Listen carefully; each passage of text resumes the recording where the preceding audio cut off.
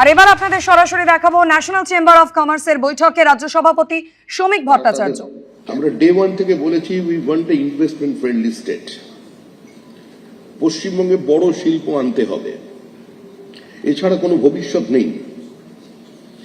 আমরা যদি পুরনো সরকারের কথা বলি, the government they don't have any comprehensive land policy. আমাদের fertile land আছে, 82% of the land is owned by the small farmers. এখানে যদি কোনো গভর্নমেন্টের ইন্টারভেনশন না থাকে, যদি কোনো ল্যান্ড পলিসি না থাকে, তাহলে কোনোদিন পশ্চিমবঙ্গের কোনো শিল্পের পুনরুজ্জীবন সম্ভব নয়। সমস্ত মানুষকে আমরা একটা বার্তা দিতে চাই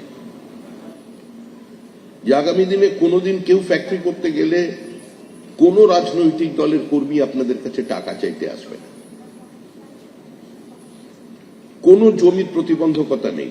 আমি সরকারের পক্ষ থেকে বক্তব্য রাখছি না, আমি পশ্চিমবঙ্গ সরকারের কেউ নই, তবে এটা আপনাদের আশ্বস্ত করতে আমি চাই যে এই রাজ্যে যে সরকারটা তৈরি হচ্ছে সেই সরকারটা গভর্নমেন্ট অফ ওয়েস্ট বেঙ্গল হবে, পশ্চিমবঙ্গ রাজ্য সরকার হবে, বিজেপির সরকার তৈরি হবে না।